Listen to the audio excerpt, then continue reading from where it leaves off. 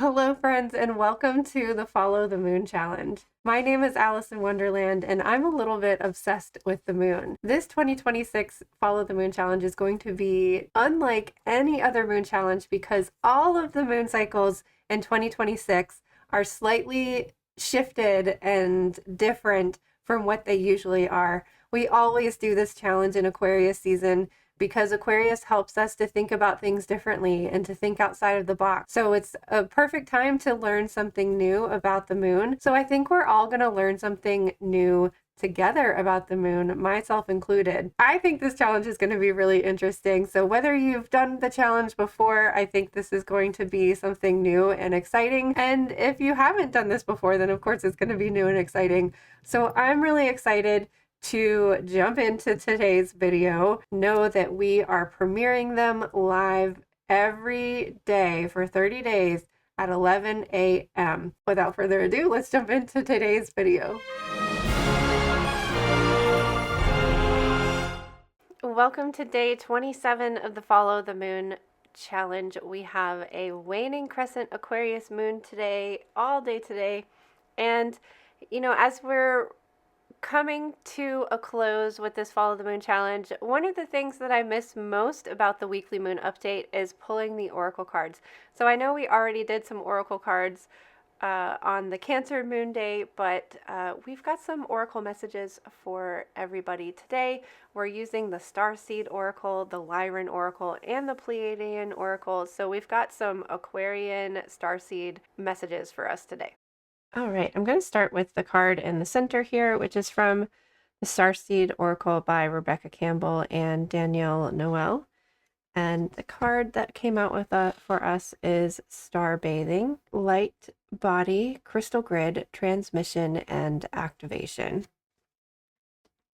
The stars are constantly showering emanations onto the crystalline grid of the Earth. When things are in balance, the planet also sends information back up to the stars. Many starseeds have come to Earth at this time to help shift the planet vibrationally, to activate the ancient codes of wisdom that humanity has forgotten.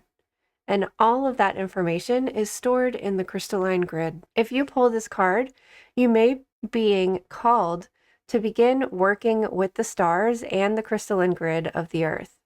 Some people believe that the crystalline grid of the Earth anchors divine cosmic frequencies onto the planet. You may be guided to journey to particular places on Earth to unlock these cosmic codes with your presence. You may also be interested in a practice called star bathing. Download a star bathing meditation at starseedoracle.me. This card commonly arises because you're here to connect with the crystalline grid of the Earth, either in your hometown or by traveling to other places without quite knowing why. If it also can mean that your light body, or the energy body at its highest form, is being activated. If this resonates, take things extra slow in order to integrate this change of vibration. And then it asks you to place this card on the portal of your heart and whisper the following. I open myself up to receiving the wisdom of the crystalline grid beneath me. May the stars and the earth inform and heal me, and as they do, may it heal the earth too. So it's so funny that this card came up because I was just saying to somebody the other day, it started to get warmer here as we're getting closer and closer to spring in the area that I live. And I went outside and sat in the sun and did some sunbathing. And I was thinking, when it's sunbathing season, it's also moonbathing season. So I was excited for, even though we're not there yet, the nights are going to start to get warmer as well. Like we're still getting cooler at night, even though the days are warmer, that it will be moonbathing time soon. I'm really drawn to this Lyran card here. This is from the Lyran Oracle. And I'm noticing that it also has a blue rose. I did not notice that when we flipped through the deck. So I'm really excited to jump into this card. And I hope it says something about it, but it might not. Peaceful reunion, and reunions bring healing. Through this precious journey on Earth, the human incarnate goes through many sorts of relationships to teach them soul lessons via interaction. These relationships of all kind offer deep pools of wisdom, designed to elicit certain reactions, responses, or gifts as instructed through our higher selves. The Peaceful Reunion card is presented with loved ones from your past are seeking to commune with you in this moment. Is there an individual from your past that may have had a fallout with you or have not spoken to in a long time? The arrival of this card might indicate that a time of peaceful reunion is approaching and a proper closure or new beginning might be on the horizon. Perhaps there is an old friend, teacher, family member, or even ex-lover. Whomever it might be, know that in our cyclical universe, planets that cross and don't see each other for light years once again cross in the cyclical dance of existence. If you feel it might be inappropriate to connect in physical reality with a certain individual, this card can indicate for you to engage with them from the soul level instead.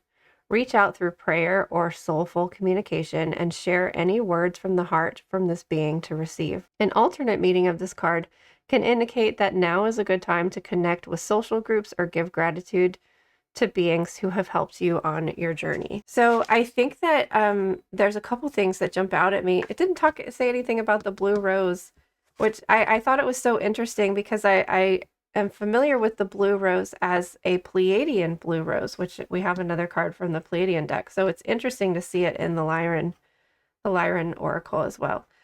But it didn't mention it in the card, but I guess because the Pleiadian rose is like on the heart. So this card is speaking to relationships and healing and reuniting with past loved ones. But I do think that both of these cards are speaking to connecting in some sort of way, allowing for communication to occur, whether that's through the crystalline grid, like this card was talking about, or the stars, or I think we're being asked or reminded that when the moon is in Aquarius, that we can communicate more freely and openly with the divine or with the star beings or with your ancestors, your spirit guides, your spirit team. Remember, Aquarius helps us to open our mind to unique ways of doing things. So communicating with stars, communicating with crystals, communicating with the planet, connecting with the earth and the stars and the heavens, that's a definite unique way of going about things. And our last card here is the Mothership. In the flashes of the sky and in the movement of light, does humanity gain glimpses into the ultra intelligences of the universe that visit your planet interdimensionally. As part of the Pleiadian Earth mission, alongside many star allies, we are working together behind the scenes for your freedom and liberation. Although we watch from afar with little interference, we say it is done with great respect, as we trust so much in the capacity for the hues to make their own changes and claim their own throne. Our ships often work in groups for this mission, and all of them are in direct connection to the Pleiadian mothership that hovers midway between your solar system and Alpha Centauri. This mothership is actually more like a city, with many walks of life and quarters to sustain us for long missions.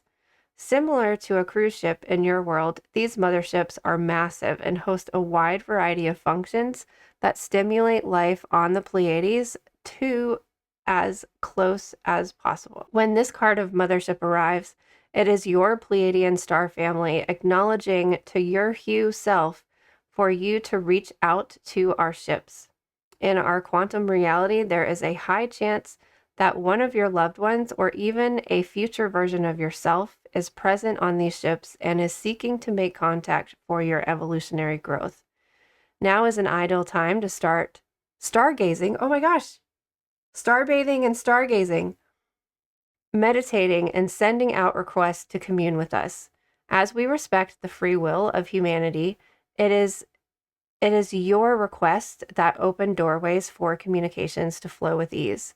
Know that you are being guided. So for sure, all of these cards are speaking to opening communication with star being, crystal beings, just meditation in general to help you connect to even just your higher self or your spirit team. Our crystal that they recommend here is malachite, the most potent stone of feminine healing.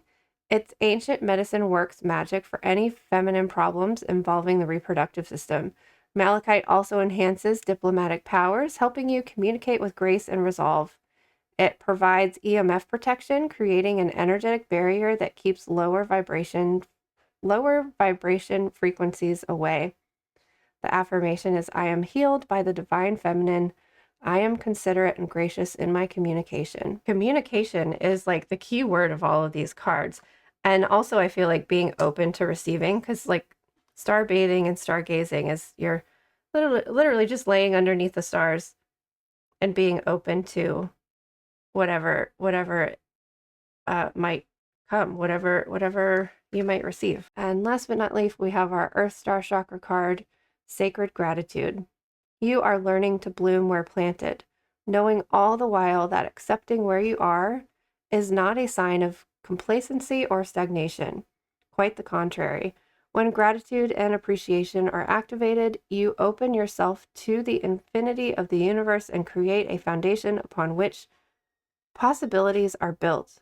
Let gratitude be the springboard that grounds and propels you.